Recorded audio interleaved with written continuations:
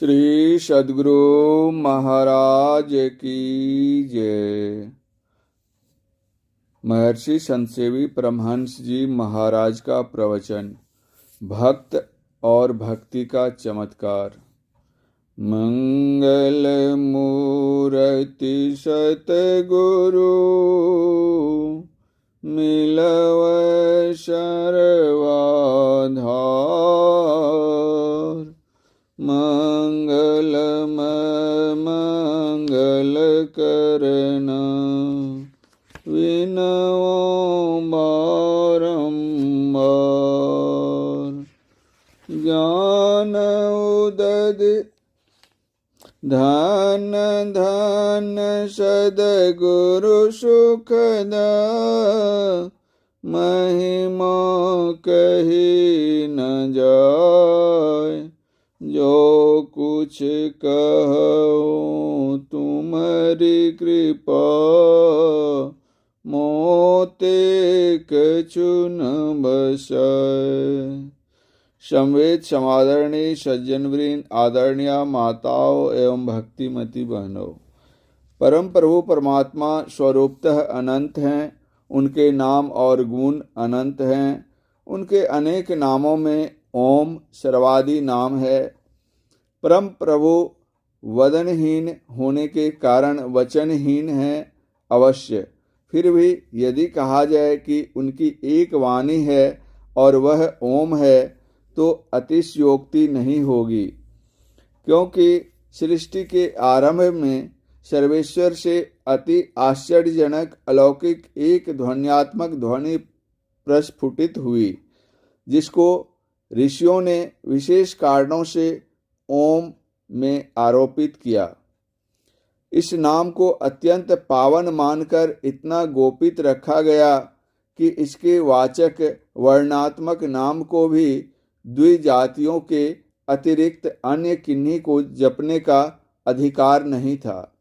यहाँ तक कि उन द्विजातियों की स्त्री जाति पर भी यह संविधान लागू था। यद्यपि प्रकृत ओम वाणी का विषय नहीं होने के कारण किन्हीं के भी जप योग के योग्य कदापि हो नहीं सकता, फिर भी वह अनिर्वचनीय प्रकृत ओम के वर्णात्मक वाचक ओम के जप से इतर जन को वैचारिक संकीर्णता के कारण वंचित रखा गया था। वस्तुतः एक जमाना था जबकि स्त्री शूद्र द्विजन बंधुनाम त्रयी न श्रुति गोचराः की ध्वनि चतुर्दिक मुखरित थी। विश्व उपकार हित व्यग्रचित संत ने विश्व के व्यथित मानव की मूक वाणी सुनी और अन्यों के संकीर्ण हृदय की श्रृंखला को निःशेष करके सबको समान रूप से ओम के वर्णात्मक नाम के जप और उसके ध्वन्यात्मक स्वरूप के ध्यान की स्वतंत्रता प्रदान की। यथा गुरु नानक देव जी ने एक ओम शतनाम का मंत्र दिया और उदारता पूर्वक आदेश दिया, चहुवर्णा को दे उपदेश, तिसु पंडित को सदा आदेश, तथा जाति पाति पूछे नहीं कोई, हरि को भजै सो हरि का होई। संतों ने स्पष्ट शब्दों में घोषणा की, मानव मात्र सर्वेश्वर की संतान होने के नाते इस भजन के अधिकारी हैं और उनके पावन नाम के सभी पुजारी समान हैं। ये तो भक्त के जोश भरे वाक्य आपने सुने, अब भगवान के उद्घोष सुने। माहि पार्थ व्याप्राश्रित येपि युह सुह पाप यूनः स्त्रियो वैश्यास्तथा शूद्रास्तेपि यान्ति परांगतिम। अर्थात हे पार्थ, मेरा आश्रय करके स्त्रियां, वैश्य और शूद्र अथवा अंत्यज आदि जो पाप योनि हों वे भी परम गति पाते हैं। जहाँ भक्त और भगवान के वचन में ऐक्य है, अर्थात जहाँ संत और भगवंत के वाक्य में पार्थक्य नहीं, वहाँ उभय भगवान के ज्ञान में कोई असमंजस्य नहीं, सामंजस्य ही सामंजस्य है। अतएव जहाँ मुरलीधर श्याम की वाणी आपने सुनी, वहाँ धनुर्धर राम की वाणी भी सुने। रामचरितमानस के अरण्य कांड में परम भक्तिन शबरी श्रमणि से वे क्या कहते हैं। कह रघुपति सुनो भामिनी बाता, मानऊ एक भगति करनाता। जाति पाति कुल धर्म बड़ाई, धन बल परिजन गुण चतुराई। भगतिहीन नर सोहई कैसा, बिनु जल बारिश देखिए जैसा।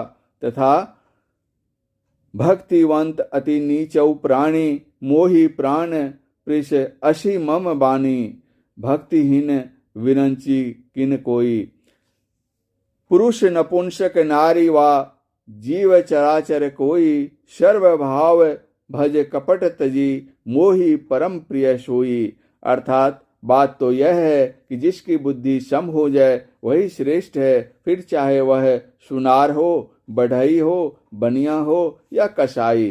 किसी मनुष्य की योग्यता उसके धंधे पर, व्यवसाय पर या जाति पर अवलंबित नहीं, किंतु सर्वथा उसके अंतःकरण की शुद्धता पर अवलंबित होती है, और भगवान का यही अभिप्राय भी है।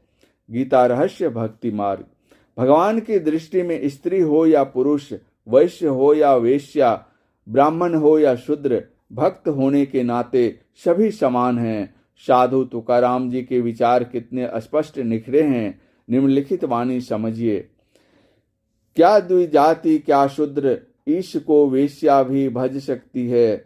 स्वपचों को भी भक्ति भाव में शुचिता कब तज सकती है। अनुभव से कहता हूँ मैंने उसे कर लिया है वश में, जो चाहे सो प्रिय पिए प्रेम से, अमृत भरा है इस रस में।